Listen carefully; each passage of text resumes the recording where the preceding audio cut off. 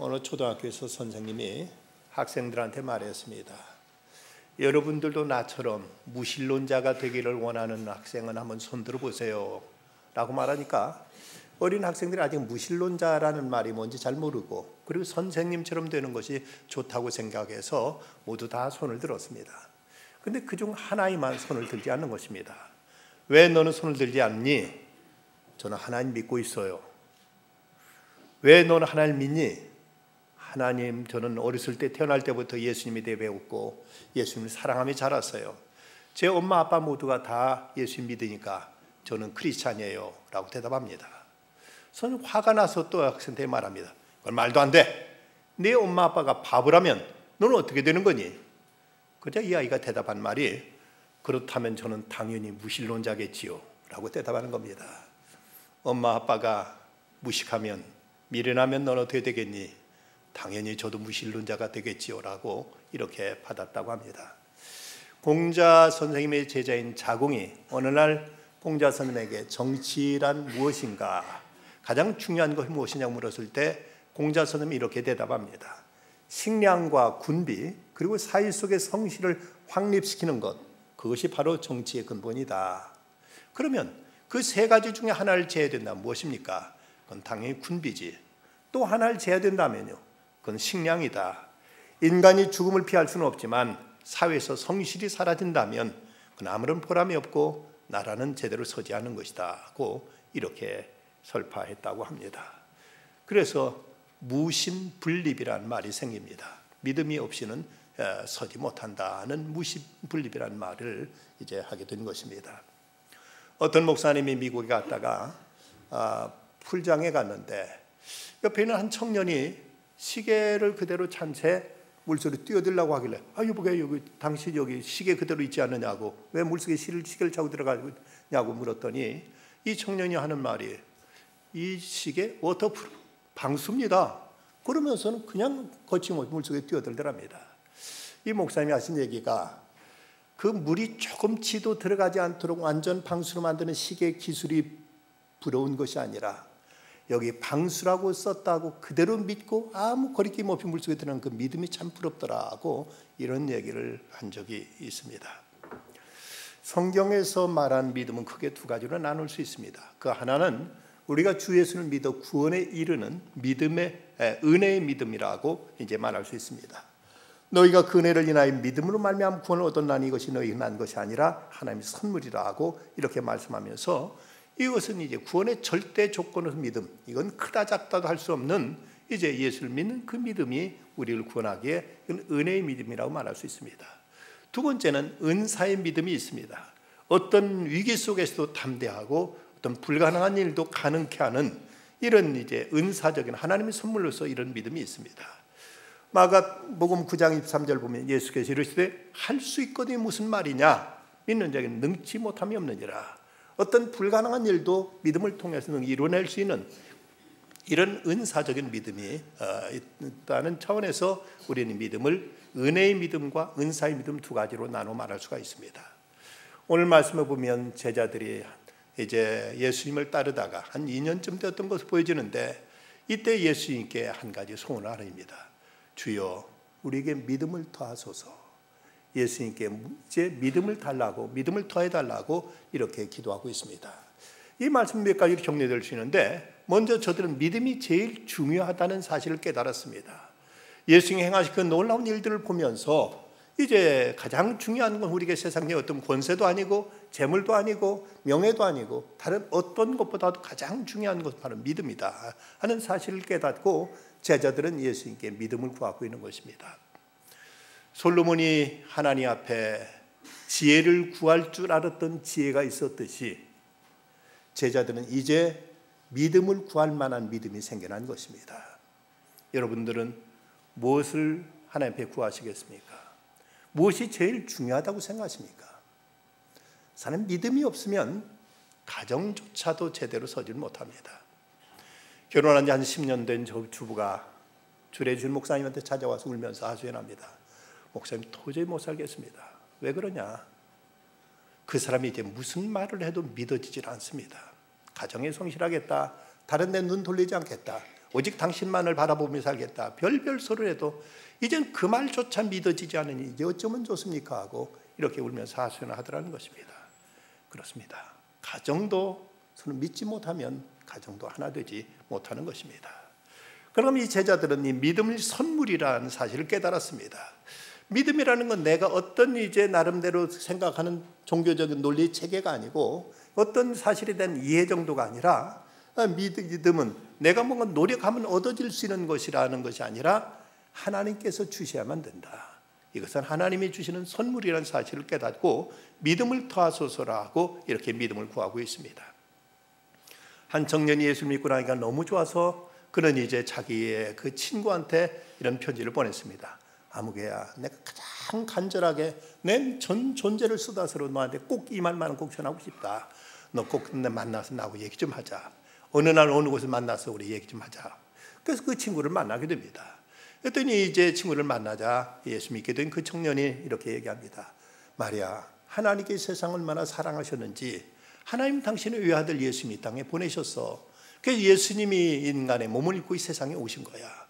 그분은 우리를 위해서 많은 사랑을 쏟으시고 그리고 우리를 구원하시려고 십자가에 못 박혀 죽으셨어. 그리고 죽으신 지 사흘 만에 부활하신 거야. 그 주님은 오늘도 이제 하나님을 믿는 자들을 구원하시고 오늘도 우리 곁에 계셔서 우리와 항상 함께 하시지. 이렇게 전도를 하니까 이 친구가 그 말을 듣더니 야, 너 그걸 다 믿냐? 그런 신화 같은 얘기를 그걸 다시 실제라고 너 믿냐? 하고 이렇게 반문을 합니다. 그러자 이 전도했던 그 친구가 하는 말이 너는 어떻게 그 확실한 사실을 믿어지지 않니? 참 정말 이상하다. 어떻게 이렇게 분명하고 이렇게 뚜렷한 사실을 성경에도 기록되어 있는데 어떻게 너 그걸 믿어지지 않니? 하고 이렇게 반문하더라는 것입니다. 여러분 그 차이가 어디 있다고 생각하십니까? 한 청년의 믿음이 하나님의 은혜로 선물로 주어졌기에 그는 너무 그 사실이 너무 확실한 팩트로 믿어진 것이고 한 청년은 이건 하는 가상의 이야기, 하나의 신화적인 한 스토리로 이렇게 이해하면서 이것은 전혀 현실성이 없는 것으로 이렇게 받아들이고 있었던 것입니다. 믿음이란 합리적인 판단이나 의지의 산물이 아니라 주어지는 선물입니다. 어떤 사람은 아무 타당한 근거가 없는데도 무조건 그 사람이 믿어지고 좋게만 보여지고 어떤 사람은 많은 그런 여러 가지 많은 이제 주변에서 여건과 상황은 좋아 보이는데도 그런데 도무지 믿음이 가지 않는 사람이 있는 것입니다. 이런 경우 누가 뭐라고 해도 믿어지지 않는 경우가 있고 아무리 말려도 믿어지는 데는 또 어쩔 수 없는 것이 우리들에게 있어서의 믿음의 문제입니다. 그래서 토마스 아퀴나스는 이런 유명한 말을 했습니다. 믿는 자에게는 설명이 필요 없고 믿지 않는 자에게는 설명이 불가능하다. 그렇습니다. 믿어 죽으면 더 이상 설명이 더 이상 필요가 없습니다. 믿지 않는 자에게는 아무리 얘기를 해도 그것이 도무지 그것이 받아들이지 않고 그것이 이해되지 않는 이런 이제 불가해한 이런 얘기가 되어버리고 마는 것입니다. 이제 이 믿음이라는 것은 어떤 사실에 대한 이해나 진리에 대한 수긍이 아니라 곧 능력이라는 사실을 또 제자들은 깨닫습니다. 예수님은 풍랑 속에서도 예수님은 편안히 주무셨고 바람을 향해서 명령하셨고 귀신을 명하여 쫓아내셨고 죽은 나사로를 예수님은 무덤에서 이제 걸어 나오도록 이렇게 능력을 나타내셨습니다. 그 능력의 뿌리가 되는 것이 바로 믿음이라는 사실을 제자들은 이제 깨닫게 된 것입니다. 히브리서 11장에 보면 믿음에 대해서 이렇게 증거하고 있습니다. 그들은 믿음으로 나라들을 이기기도 하며 의를 행하기도 하며 약속을 받기도 하며 사자들의 입을 막기도 하며 불의의 세력을 멸하기도 하며 칼날을 피하기도 하며 연약한 가운데 강하게 되기도 하며 전쟁에 용감하게 되어 이방 사람들이 지는 물리치기도 한다고 이렇게 말씀하고 있습니다. 이것은 믿음이란 전혀 어떤 추상적이나 관념적인 얘기가 아니라 실제 현실 속의 하나의 파워, 능력이고 우리들의 삶을 변화시키는 이제 하늘의 권세임을 이렇게 말씀하고 있습니다. 로리 베스 존스가 쓴 억만금의 재산보다 한 줄의 예언을 물려주는 책에 보면 이제 데일 페프라는 철도 기관사 얘기가 실려 있습니다. 이 기관사 어느 날 철도를 이제 운전하고 가고 있는데 문득 지나가다 보니까 한 어느 이제 주택가에 무엇인가 눈에 이제 이상하게 띄는 것이 있었습니다.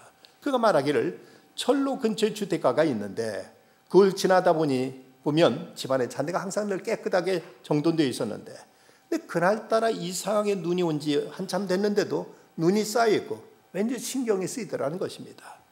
그래서 그냥 지나치려고 하는데도 자꾸 마음에 걸려서 이대로 이제 멈춰서 거기를 다시 되돌아오면 연료도 엄청나게 소모될 뿐만 아니라 저 앞에 있는 교차로를 통과해가지고 이제 돌아오려면 3시간이라는 시간이 이제 거기 더 걸리게 되고, 그는 또 자기 아내와 자기가 운행을 마친 다음에 어느 곳에서 이제 중요한 일로 같이 만나서 그 일을 보러 가기로 약속이 돼 있어서 도저히 돌이킬 수 없는 상황인데, 아무리 이제 마음을 이제 그냥 묵살하려도 견딜 수 없어서 기차를 브레이크를 걸어서 멈춘 다음에 기차를 후진을 시켜서 뒤로 돌아갔습니다. 그래서 자기가 이상하게 눈에 떴던 그 집에 가서 봤더니 그 하얀 눈이 그 정원에 그대로 쌓이는데 거기에 사람이 쓰러져 있더라는 것입니다.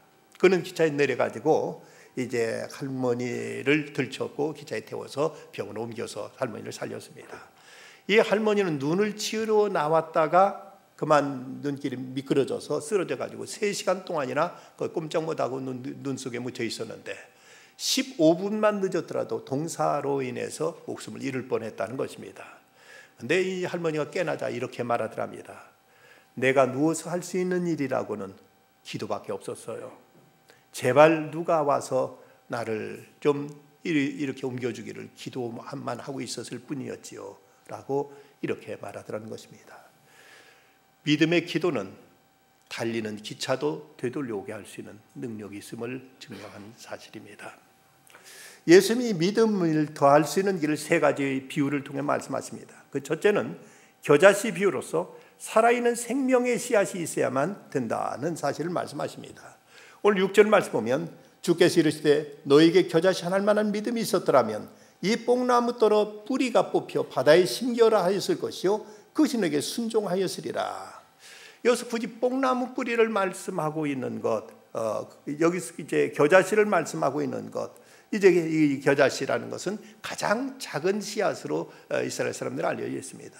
우리나라에서는 담배씨가 제일 작다고들 생각하는데 이스라엘에서는 이 겨자씨가 제일 작은 씨앗으로 알려져 있는데, 그렇게 작은 것이지만 여기에 생명이 있을 때 그 작은 것이 땅에 떨어져 심겨지면 이거 자라서 커다란 나무가 되듯이 우리에게도 작은 말씀일지라도 작은 것이라도 우리 안에 이제 그 생명이 있는 것이 심어질 때 이거 놀라운 역사를 일으키고 이것이 놀라운 하나님의 생명을 드러낼 수 있다고 말씀합니다.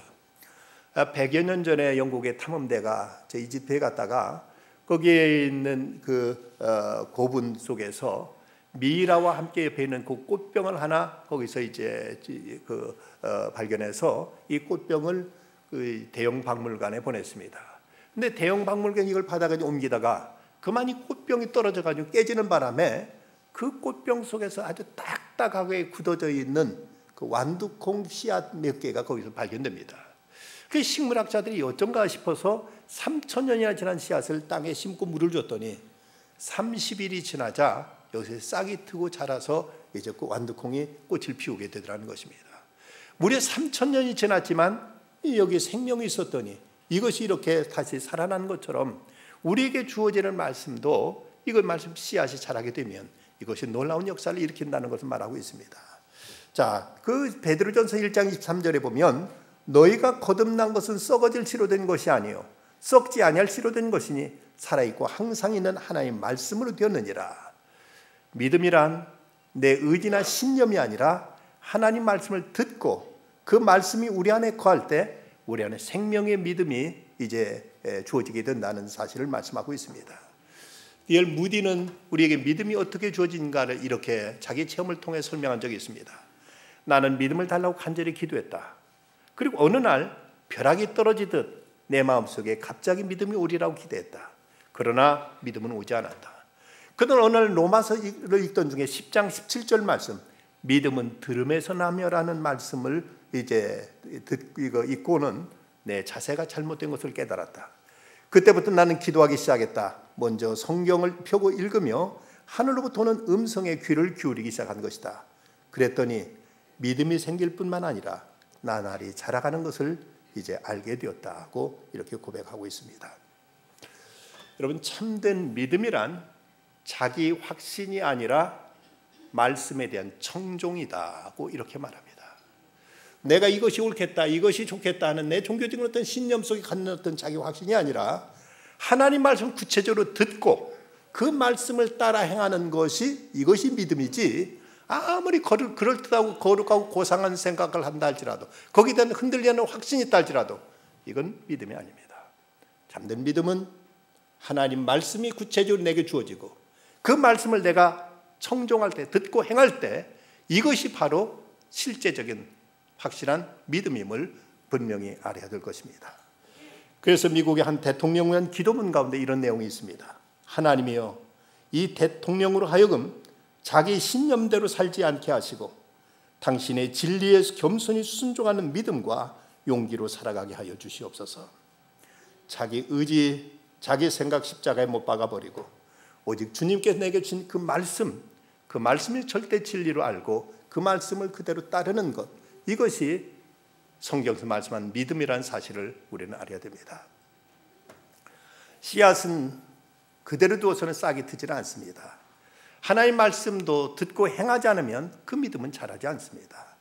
야고보서에 보면 영혼 없는 몸이 죽은 것 같이 행함이 없는 믿음은 그냥 죽은 것이라고 말씀하고 있습니다. 현대인들의 가장 큰 약점, 현대의 크리스찬들의 가장 큰 약점은 말씀은 듣기는 하지만 이걸 행하지 않는 데 문제가 있습니다. 미국 유명한 작가 마크 트웨인이 어느 날 성경을 읽고 있는 모습을 보고 한 젊은이, 선생님께서도 성경을 읽으시는군요 하고 이렇게 이제 놀라면서, 그러면서 선생님은 그 성경 그 말씀들 다 이해하십니까? 하고 물었습니다.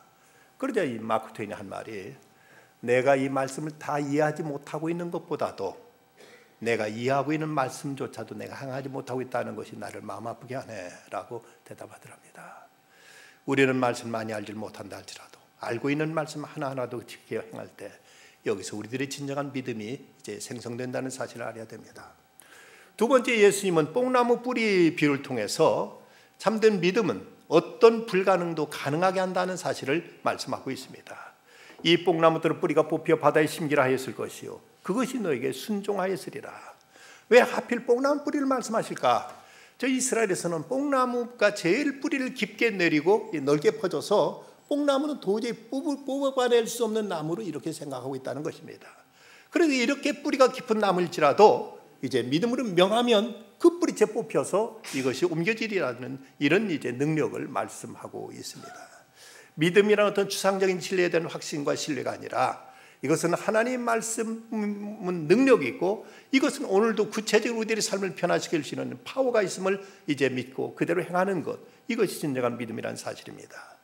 때로는 저렇게 나쁜 사람들도 과연 예수 믿을 수 있을까? 참 도저히 안 돼 하고 지레 포기해버리고 단념해버리지만 하나님께서 역사하시면 우리가 믿음으로 나가서 이제 복음을 전하게 되면 어떤 사람도 하나님 말씀 앞에 변화되지 않을 사람이 없음을 우리는 믿고 이것을 인정해야 될 것입니다. 알래스카에 스티브라는 청년이 살고 있었습니다. 처음으로 교회 나갔는데 그날 마침 목사님 설교가 겨자씨만한 믿음만 있어도 산을 옮길 수 있다는 설교를 하시는 것이었습니다. 이 스티브라는 청년 눈이 확 띄어가지고 나도 한번 그런 일을 한번 해보고 싶다 하고 이렇게 생각하고는 그 다음부터 이제 자기 집에 돌아가서는 자기 집 앞에 있는 산이 옮겨지기를 위해서 날마다 기도했습니다. 목사님이 그 소식을 듣고는 성경에 있기에 그 말씀 가지고 설교를 했는데, 그런데 그것이 오늘의 현실 속에서 이루어졌다는 얘기는 듣지 못해서 은근히 걱정이 되었습니다. 그 목사님 스티브가 산이 옮겨지지 않더라도 낙심하지 말게 해달라고 이렇게 그 청년을 위해서 기도했습니다. 근데 스티브는 열흘이 지나고 20일이 지나도 기도를 멈추지 않았습니다. 40일째 되는 날 이 스티브는 벙글벙글 웃으면서 목사님에게 찾아와서 말합니다. 목사님, 20세기는 산을 번쩍 들어 옮기는 것이 아니라 기계로 옮기더구만요 하면서 하는 얘기가, 저기 마을에 도로를 내는데 산을 깎아 산에 있는 흙을 덤프 트럭에다 담아가지고 걷다 옮기면서 그럼 산 하나가 쉽게 옮겨지더라는 것입니다. 이걸 보고 제가 믿고 기도했더니 하나님은 덤프 트럭을 통해서 산을 옮기시더라고요 하고 이렇게 얘기를 하다는 것이죠. 그렇습니다. 우리가 믿고 구하면 하나님 때로 산이라도 옮겨지는 이런 그 믿음의 능력을 우리에게 나타내 주실 것입니다. 이제 세 번째는 종의 비유로서 어떤 경우에도 종의 자손은 묵묵히 자기 본분을 다할 것을 말씀하십니다. 그럴 때 믿음이 자란다는 것이죠. 명한 대로 하였다고 종에게 감사하겠느냐? 이와 같이 너희도 명령받은 것을 다 행한 후에 이르기를 우리는 무익한 종이라 우리가 하여야 할 일을 한 것뿐이라 할지니라. 종이 하루 종일 밖에 나가 일했다고 해서 누가 주인 칭찬하더냐? 그 마땅히 한 것밖에 없다. 그저 나는 무익한 종입니다. 그저 제 도리를 다한 것밖에 없습니다. 라고 이렇게 해야 되지 않느냐는 것입니다. 가끔 교회에서 보면 처음에는 열심히 믿는 듯 하다가 믿음이 시들해지는 모습을 보면 대개는 종의 자세가 없었기 때문에 그렇습니다. 내가 이렇게 봉사해도, 내가 이렇게 헌신해도 아무도 알아주지 않는다. 뭔가 당장 뭐가 안 나타난다고 생각해서 쉽게 믿음이 이제 희미해지고 낙심하는 모습을 보게 됩니다. 종에게 없는 것들이 몇 가지가 있습니다. 그 첫째는 소유권이 없습니다. 어떤 것도 주인의 것이지 내 것이라고 주장할 것은 없습니다. 자식을 낳아도 내 자식이 아니라 주인께 속한 것이요, 생명도 내 것이 아니라 주인께 속했기 때문에 마음대로 죽어도 안 되는 것이 바로 종의 입장이라는 것입니다. 종에게는 불순종이 있을 수 없습니다. 주인이 명하면 마땅히 그대로 순종할 것밖에 없습니다. 내 마음에 든다 안 든다, 내 생각이 그렇다 그렇지 않다를 감히 논할 수 있는 위치에 있지 않다는 것입니다. 오라고 하면 와야 되고 가라면 갈 뿐입니다. 하루 종일 고된 일을 했는데 주인이 음식 준비하고 나 음식 먹는 동안 너 옆에서 수종 들고 그리고 다 끝나면 그때나 먹도록 해 하면 꼼짝없이 그 말을 드려야지. 나 여태 일했는데요, 나 밥도 안 먹었는데요, 이러면서 여기 대해서 어떤 불만을 제기할 수 없다는 것입니다. 종에게는 또한 보상이 없습니다. 임금의 일꾼에게는 그 대가로 싹이 주어지지만 종에게는 그 보상조차도 없는 것입니다. 모두 알아주지 않는다 불평이지만 정말 종의 마음을 지닌 사람은 그저 알아주기를 기대하지 않습니다. 사람에게 어떤 기대하지 않고 하나님이 인정해 주시고 그뿐이라고 이렇게 받아들이는 것입니다. 또한 종은 불평이 있을 수 없습니다. 피곤이나 불평, 원망이 통하지 않습니다. 힘들다는 그 말도 할 것이 아니라 하는 데까지 하다가 죽게 되면 죽는 것, 그것이 참된 종의 자세입니다. 우리 앞에 많은 순교자가 있었는데 저들은 하나님 일을 하면서 딴소리하거나 불평이 없이 그저 하나님 앞에 목숨까지 바치며 주 앞에 순종을 다했던 것입니다. 종에 대한 이런 글이 있습니다. 종은 자기를 즐겁게 하는 자가 아니라 주인을 기쁘게 하는 자다. 종은 자기 짐을 가볍게 하는 자가 아니라 주인을 위해 무거운 짐을 지는 자이다. 종은 주인을 생각하는 자가 아니라 주인을 따르는 자이다. 종은 자기 일보다 주인의 일에 우선권을 두는 자이다. 종은 요나처럼 자기가 가고 싶은 대로 가는 자가 아니라 땅 끝까지라도 주인을 따라가는 자이다. 우리는 우리의 주인께 절대 순종하며 아무 불평 없이 끝까지 충성된 자세로 나가게 될 때, 이럴 때 우리들의 믿음이 자라게 됨을 우리는 깨닫고 경험하게 될 것입니다. 이시온 선교사가 쓴 천개의 심장이라는 그의 자전적인 고백록에 보면 이런 얘기를 하고 있습니다. 아프가니스의 하루는 어떻게 지나가는지 모른다. 불어대는 먼지바람에 눈을 뜨기가 어렵고 문제를 가지고 찾아오는 수많은 사람들이 얘기를 들어주는 것만으로도 버겁다. 게다가 하루도 그냥 지나가는 법 없이 터지는 사건과 사고를 보며 아침에 방문을 나설 때마다 잠깐씩 서성이게 된다. 오늘 일과를 무사히 마치고 이 방으로 다시 돌아와 하루를 정리할 수 있을까? 장담할 수 없는 일이다. 이곳이 내가 있어야 할 자리라고 믿기에 마음을 굳게 하고 방문을 나서면서도 한편으로는 언제 이 땅에서 나갈 수 있을지를 생각하는 나는 참 연약한 사람이다. 한 치 앞을 내다볼 수 없는 치열한 전쟁터에서 식량도 탄약도 떨어져 가는데 나는 최전방으로 보낸 후방의 지원은 언제나 올까? 주임을 제외하고는 이 땅의 내일을 볼 수가 없다. 하루하루를 두려움으로 살아가는 사람들 틈에서 주님만이 해결책이심을 믿음으로 붙들고자 애쓴다. 내가 믿음으로 이 땅의 내일을 주님 안에서 보고 있다면 이 땅은 내가 있어야 될 땅이다. 우리가 이제 구체적으로 믿음으로 살아가는 모습은 어떤 모습일 수 있겠습니까? 성경은 분명히 말씀합니다. 믿음이 없이는 기쁘시게 하지 못하나니 누구든지 하나님께 나아가는 자는 반드시 그가 계신 것과 자기를 찾는 자들에게 상 주시는 이심을 믿어야 할지니라. 우리가 믿는 믿음은 하나님의 존재, 하나님의 임재를 믿는 것, 그리고 그 하나님께 나아가는 자 하나님은 상 주시는 분이라는 사실을 믿어야 됩니다. 이것과 함께 또 한 가지는 이제 예수님이 하신 말씀, 내가 너희를 도무지 알지 못하니 불법을 행하는 자들아 내게 떠나라 하신 마태복음 7장 23절의 말씀대로 하나님이 두려워서 불법을 행치 않는 것, 이것이 바로 믿음의 실제적인 현실적인 믿음의 자세입니다. 왜 하나님께 헌신하지 못합니까? 하나님 보상을 믿지 않기 때문이죠. 모든 일은 내가 해야 되고 내가 노력하고 수고한 대로만 결과가 나타난다고 믿기에 굳이 하나님께 헌신할 것도 하나님 옆에 무엇을 충성할 것도 없습니다. 그냥 나 혼자 애쓰고 노력하다가 그대로 끝나는 것. 그러기에 이제 모든 건 내가 좋은 건 내가 차지할 수밖에 없고, 그래 하나님께 자신을 드리는 것은 손해요, 낭비라고 생각합니다. 하지만 진정 하나님을 참으로 신뢰하는 사람은 하나님께 헌신하는 것이 가장 큰 투자임을 깨닫는 사람들입니다. 내가 이렇게 헌신하지만, 이렇게 손해보는 듯 하지만 하나님 내 삶을 책임져 주신다. 하나님 내 삶을 더 복되게 하신다. 하나님 내 가정과 내 자녀들, 내 후손들에게까지도 하나님은 은혜를 베풀어 주신다는 사실을 믿기에 오늘의 어려움과 오늘의 궁핍함이 있어도 묵묵히 하나님께 헌신하고 봉사하고 충성을 다할 수가 있게 되는 것입니다. 반대로 왜 사람들은 불법을 행하며 살아가고 있습니까? 하나님 두려울 줄 모르기 때문입니다. 하나님의 심판을 미처 깨닫지 못해서 그렇습니다. 죄를 지으면서 두려움이 없고 악을 행하면서 담대하고 그러면서 전혀 거리낄 것 없이 하나님 무서움 없이 살아가는 모습, 이것이 바로 믿음이 없기 때문에 그렇습니다. 하나님을 경외한다면 우리는 매사에 신중합니다. 이래서 될까? 이래서 진정 하나님 앞에 무사할까를 두려워할 줄 압니다. 옛날 다윗은 하나님을 그는 경외했기에 그토록 집요하게 자기를 무고하게 죽이려고 하는 그 사울, 몇 번씩 사울에게 복수할 기회가 있었습니다. 하지만 하나님 두려워서 차마 손을 대지 못합니다. 부하들이 나서 지금 저로 있지 않습니다. 이 저 사울 제거해버리면 이제 당신 모든 이렇게 쫓겨다닐 일 없고 당신이 왕이 될 텐데 뭘 주저하십니까? 그러나 다윗은 하나님이 두려웠습니다. 아니야, 아무리 잘못된 왕이라지만 하나님이 기름 부어 세우셨는데 내가 손댈 수는 없어. 그리고는 그는 다윗은 사울에 대해서 노타지 전혀 그는 그걸 해하지 않습니다.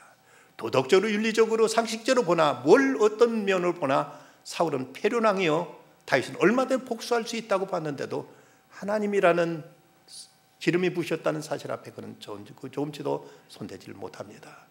그런데 사울은 어떠했습니까? 다윗을 추적하다가 그는 높당에서 아비아달 그 제사장과 85명의 제사장, 다윗을 잠깐 숨겨줬다고 그곳에 무참하게 85명의 제사장들을 거침없이 학살해버립니다. 이로 인해서 사울의 결말이 어떠했는지, 그의 최후가 얼마나 비참하고 얼마나 불행한 결말을 맞아야 했는지, 이것이 믿음 없는 사람의 모습이었습니다. 여러분, 우리가 오늘도 하나님을 믿는다는 것 어떻게 표현할 수 있습니까? 하나님이 계시기에 이 자리에 나와 예배드려도 우리는 하나님 계시기에 신령과 진정으로 주 앞에 예배드릴 수 있습니다. 그러나 하나님의 계심을 인정하지 않는다면 예배나 따분하게 앉아서 이 생각 저 생각하면서 뭔가 내 마음에 맞는 얘기는 아멘할 수 있고 마음에 안 맞으면 노멘하면서 그러면서 우리는 전혀 경건함이 없이 자리에 떼었다 가버리게 되고 말 것입니다. 우리가 매사에 하나님이 계신다는 사실을 믿을 수만 있다면, 그리고 하나님이 자기를 찾는 자에게 상 주시는 이심을 믿을 수 있다면 우리는 하나님의 거룩한 사역에 아낌없이 주저함이 없이 헌신할 수 있습니다. 결코 이것이 손실이 아님을, 이것이 결코 낭비가 아님을, 이건 반드시 귀한 값으로 내게 돌아온다는 사실을 믿기에 우리는 주님 앞에 동문 바쳐 충성할 수 있고 선교를 위해서 헌신할 수 있고 주님의 일을 위해서 내 자신을 드릴 수가 있습니다. 그러나 그 사실이 믿어지지 않는다면 어떤 것도 우리는 하나님 앞에 이제 드린다는 건 다 무익한 일이 무의미한 일이요, 이것은 가치 없는 일로 그저 이것은 우리가 상관없는 일로 치부해버리고 말 것입니다. 창세기 말씀, 아브라함이 여호와를 믿으니 여호와께서 이를 그의 의로 여기셨다고 말씀합니다. 아브라함이 하나님을 믿은 것, 이것 때문에 하나님은 아브라함은 너는 옳다, 너는 됐다, 너는 내 사람이라 하고 인쳐주셨고, 그리고 그를 통해서 아브라함의 후손들 하늘의 별처럼 바다의 모래처럼 많게 하셨을 뿐만 아니라 그 아브라함의 후손들이 지금까지도 그 축복 속에서 살아가고 있는 것을 볼 수 있습니다. 우리가 무엇보다도 우리에게 믿음이 부족함을 알고 무엇을 구하기에 앞서서 먼저 하나님께 믿음을 더하여 주소서 하는 이 기도가 있어야 되겠습니다. 참으로 우리 교회 하나님께서 모두에게 믿음을 더해 주시기를, 그래서 진정 하나님을 경외하며 하나님을 사랑하며 하나님의 선한 일을 위해서 헌신하며 하나님께 싫어하는 어떤 불법도 행치 아니하며 하나님 앞에 정당하게 살아가는 우리 성도들이 될 때, 이것이 바로 믿음의 모습이요 믿음의 오늘 현실 속에 드러난 하나의 증거일 수 있습니다. 그럴 때 하나님은 우리를 세상 끝날까지 함께 하실 것이고, 마지막 심판대 자리에서 너는 내 사람이라고 하나님께 인쳐주시면서 영원한 천국으로까지 하나님께서는 우리를 인도해 줄 것입니다. 이 땅 믿음으로 살다가 믿음으로 죽고 믿음으로 저 천국을 이제 소유할 수 있는 믿음의 승리자들이 다 되시기를 주의 이름으로 축원합니다. 기도하시겠습니다. 거룩하신 아버지 하나님, 오늘도 하나님이 이곳에 계심을 믿고 많은 일 다 제쳐놓고 주님 앞에 달려 나왔습니다. 하나님, 이 시간도 하나님은 저희들의 중심을 보십니다.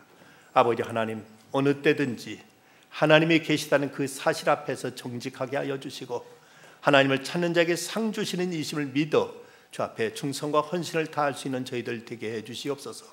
하나님은 선악간의 모든 걸 심판하신다는 사실 앞에 하나님은 삶과 두려워할 줄 알게 하여 주시고 늘 두렵고 떨림으로 경건히 행하여 늘 하나님께로 인정받는 저희들의 삶이 되도록 은혜로 인도하여 주시옵소서.